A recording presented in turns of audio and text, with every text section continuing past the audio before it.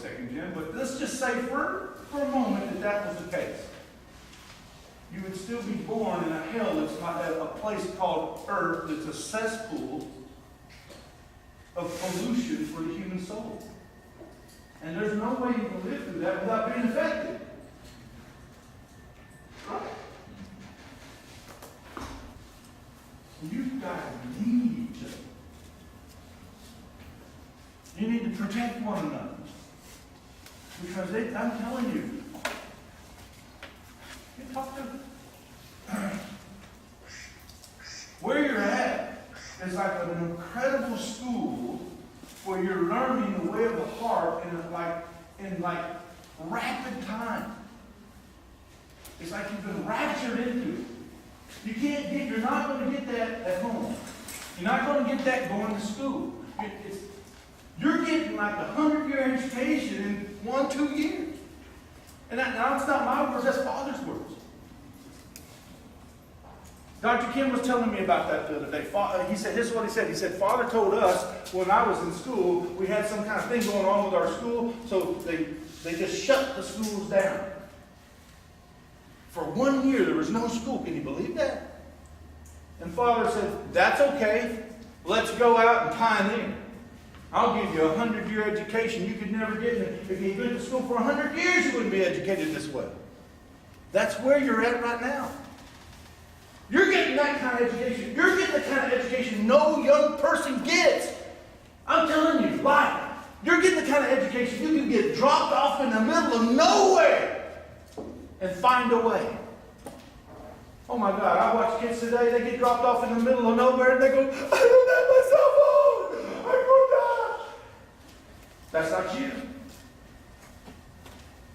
No, that is not you. Because you got more confidence in that, right?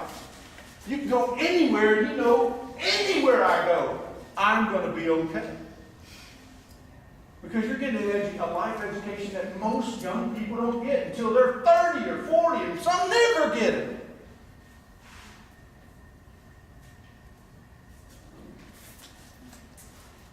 Everybody suffers this. Everybody. I suffer from it. You suffer from it. First gen suffers. Second gen. Doesn't matter. You were born without original sin. There are 4 kinds of sin. Have you ever heard that before? The other 3 you got. Great compassion this requires for a second gen to understand the circumstances. Imagine this. You know the crap that you go through? Try to imagine what a first gen goes through. He got awful. You know what that means if you got the 4th one? Number 4? It means it doesn't matter how pious you are, doesn't matter how sweet you are, doesn't matter how kind you are, doesn't matter how good you are, doesn't matter how lovely you are, doesn't matter how much you give love, doesn't matter if you give all your money. Satan still says, I own you. I don't give a crap how long you go to church. I own you. Try having a child without connected to me. You can't do it. I don't care what dang what you do. You can't do it. Because I own you. That's what Satan says to a first gen. He can't say that to you. Did you know that?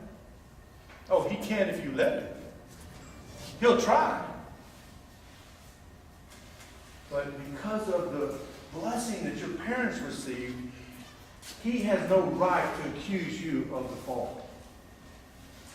So the only right that he's going to have in that regard is going to be the rights you give him. Do you understand that? In every other way, we struggle with this division of it. In other ways, we struggle with this stuff. You know, I have these thoughts, but I can do this, but I'm struggling over here, and I'm all in the middle. You guys call it the midway position. It sucks, right? Oh my goodness. It's been this way since forever. So, when you're given the introduction, this is just an introduction, boys and girls. When you're given the introduction, okay, you may have only one chance to talk to somebody. It may be the only thing they ever hear about principle is your introduction. What are you going to do? Get up there and go. Wah, wah, wah, wah, wah, wah, wah. Charlie Brown bullcrap? Wah, wah. That's what the teacher sounds like in Charlie Brown. Wah, wah, wah, wah, wah. I never understood one word of a Charlie Brown teacher. Wah, wah, wah, wah, wah. So it's that. You gonna do that? You gotta get somebody's attention when you're teaching an introduction. And I don't care what method of introduction that you're teaching. You need to get somebody's attention. You need to let them know there's this fallen world, and this is how people struggle, and they're divided, and there needs to be a new truth, and this new truth is going to come, and I'm going to share why and how. You need to help people understand what the human fall has done to us, and where we are because of it.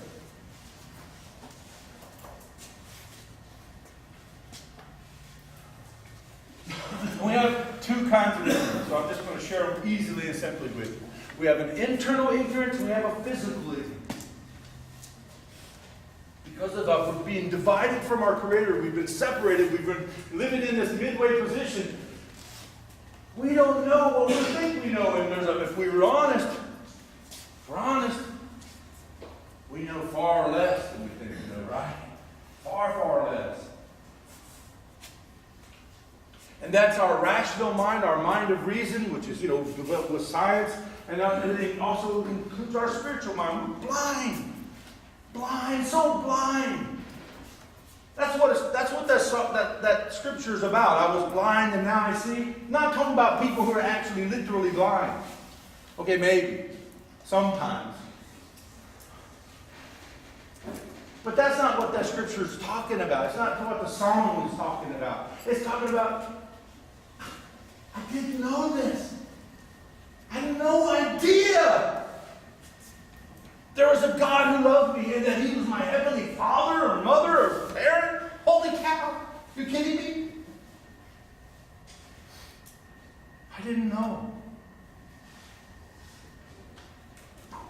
I would.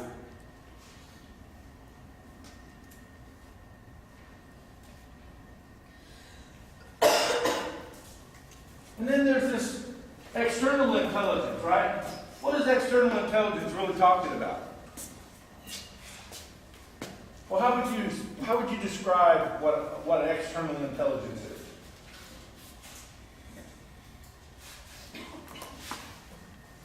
is? How would you describe it? Oh, I'll help you out, right? Yeah. Science. External intelligence. We have an internal intelligence which religion's trying to fulfill. Right? External intelligence which science is trying to fulfill. And throughout the course of history, science and religion, they've just been like Clash of the Titans, okay? Bam, bam, bam. Do you know what happened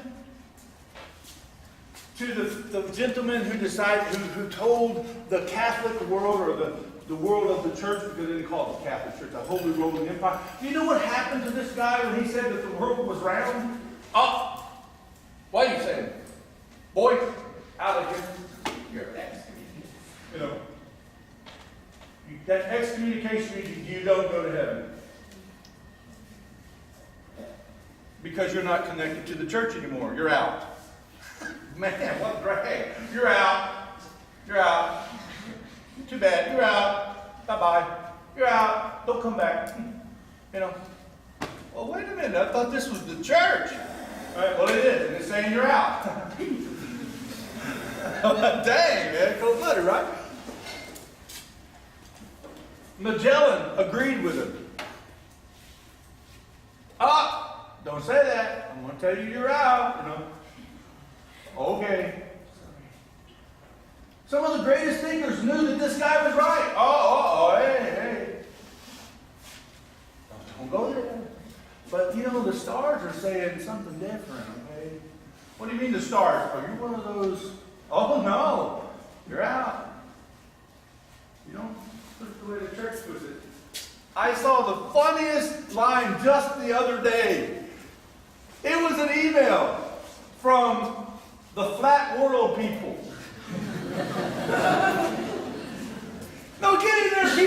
world, they say the world's flat. Still, never been in a plane, obviously.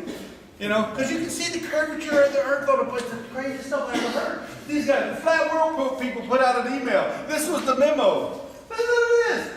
Hey, we really need to get the word out about the flat world all around the world.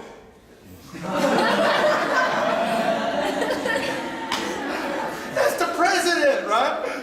No, all around the globe. He said, all around the globe. Absolutely hilarious, okay? Good thing he wasn't one of those churches. He'd been really conflicted, right? Science and religion, they've been butting heads. But this new truth has to do something bigger than that. It has to be more. New truth comes and brings these two worlds apart. Look, if God made all of it, you know that God has all the science within him or her, right? You can't make what you don't know. Math does not exist without God.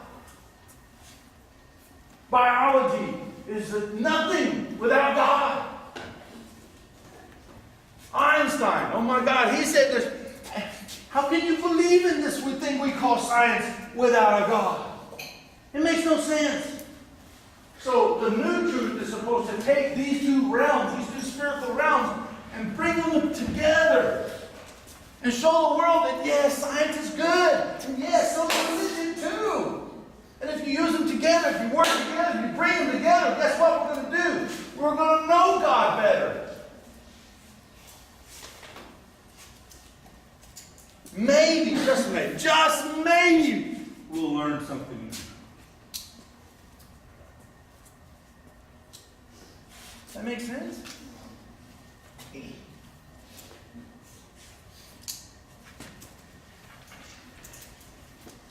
You know, one of the things that always inspired me about True Father, I mean, put aside the messianic stuff. The thing that has always inspired me about True Father is he brought people together of all walks of life. 2 years ago, I was in Korea where the IPP was established.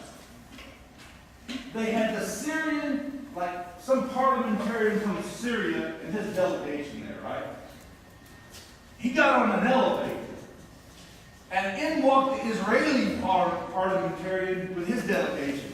His three guys were standing on one side of the elevator, the other were sitting on the other side of the elevator, and the Syrian, he got really convicted, right? And the guy said that I started to tremble.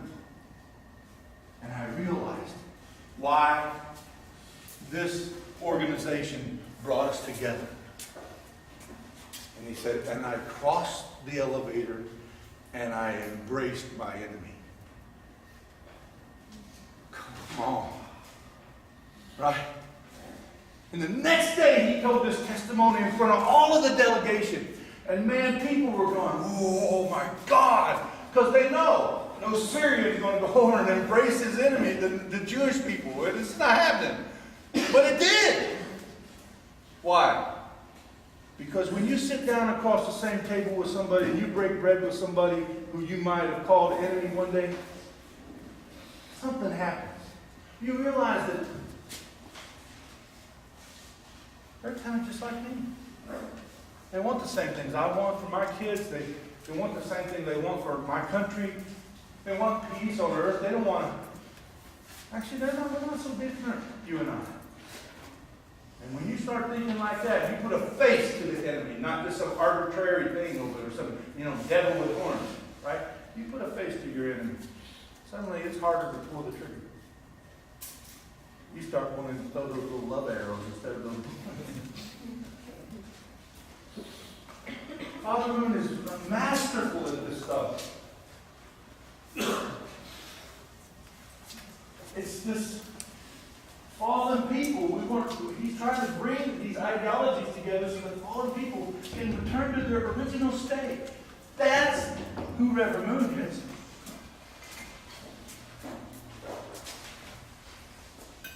That's his whole life. He's been doing this for as long as I've known Father.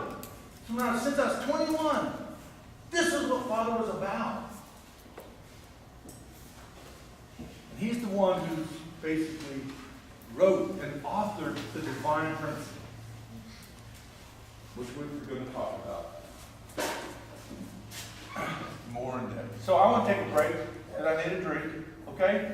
Can we do just a short break, like 5 minutes, 10 minutes? Which is better? Okay, 5. Yeah, and then we'll come back. Amen? Amen.